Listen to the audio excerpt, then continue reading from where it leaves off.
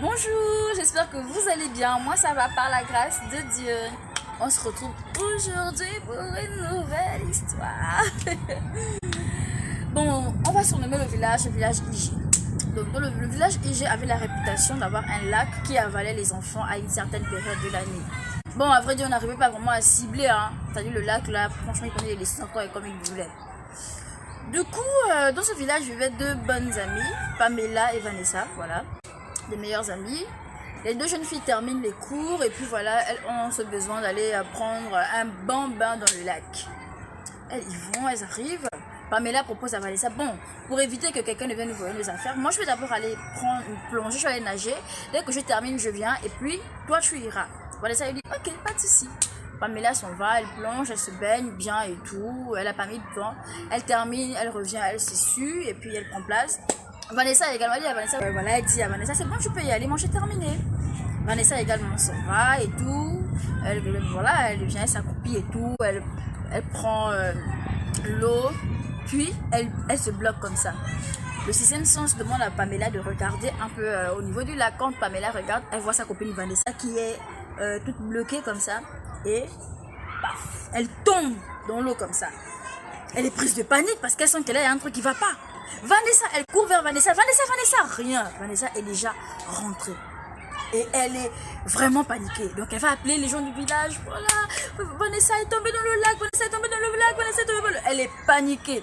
Les gens du village arrivent que merde, comment ça est tombée dans le lac? Les gens du village se rappellent que oh là là, sûrement la période est arrivée, la période à laquelle le lac avale les gens. Donc peut-être c'est peine perdue. Elle est tombée il y a combien de temps? Oh, ça fait pas longtemps, d'accord. Elles sont allées, ils sont allés appeler le tradit praticien du village. Et voilà, il a coupé les poules et tout, le sang a coulé dans le lac et il a commencé à faire des incantations, des invocations, il a beaucoup parlé. Les parents étaient paniqués, la maman de Vanessa, non mais avec je sais pas, parce qu'elles sont roulées, elles pleuraient, pour elles c'est peine perdue, on dit bien que c'est un lac qui avale et puis il ne renvoie plus. Quelques heures après, je sais pas si c'est 5 heures de temps après, le corps de Vanessa remonte en surface. Le tradit praticien dit, faites vite, elle n'est pas encore morte. Bon, moi je sais pas comment il a su, il est tradit praticien, donc voilà, sûrement, voilà, il communique avec des entités, voilà, au-delà. Donc ils ont pris le corps, ils essaient de réanimer, le bouche à bouche et tout. Bon, là c'est dans la case du tradit praticien. Vanessa est revenue à la vie. On demande à Vanessa, qu'est-ce qui s'est passé? Elle dit, ah, je ne sais pas. Quand je suis allée pour nettoyer mes pieds, je voulais plonger. Il y avait quelque chose que j'ai vu dans l'eau. C'était une forte attirance, ça me donnait envie d'y aller. Et sans m'en rendre compte, je suis tombée. Donc elle dit qu'elle tombait au ralenti.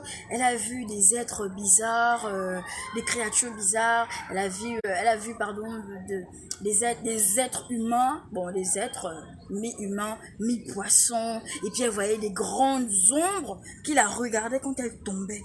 Puis elle est tombée à un endroit, ne sais pas si elle était au fin fond et elle était allongée. Et ensuite, il y avait des êtres, ces êtres tournaient autour d'elle et tout. Et après, elle s'est réveillée où il y avait une lumière et elle s'est retrouvée ici. Pendant qu'elle expliquait, le tradit praticien la regardait. Non, mais en fait, genre, son cas était déplorable, quoi. C'était, wow. Genre, c'est comme si elle était peine perdue. C'est comme si c'était une épave, quoi. Il la regardait avec compassion, vraiment, quoi. Donc, quand elle a terminé de parler et tout, le tradit praticien a essayé de faire ce qu'il pouvait faire. Elle est partie chez ses parents. Depuis ce jour-là, le tradit praticien, il a clairement appelé la mère pour dire qu'on a pris, il y a eu un échange en fait. Et l'échange c'était quoi? Ils ont clairement, les génies sont rentrés en contact avec le tradit praticien pour lui dire que on vous redonne la fille mais à condition qu'elle soit mariée à l'un d'entre nous. C'est-à-dire un mari de nuit, des eaux plutôt, voilà. Bon, dans la précipitation, le génie n'a pas cherché à beaucoup réfléchir, il a directement accepté. Donc il a confié ça à la mère que bon voilà, plus tard dans l'avenir, si tu remarques des trucs assez bizarres, voilà ce que j'ai eu encore, que je n'avais pas le choix. Soit elle mourait, et puis voilà, tu restes sans enfant, soit voilà. Et puis bah, la mère a compris, elle a dit ok d'accord. Les années passent, Vanessa a grandi, elle est devenue de plus en plus belle, elle avait une étoile de ouf, elle attirait beaucoup d'hommes, mais jamais elle ne durait dans ses relations avec ces hommes-là, voilà. Parce qu'elle était mariée à quelqu'un dans le monde des... Jusqu'au jour où elle-même, Vanessa, elle décide d'aller voir un homme de Dieu.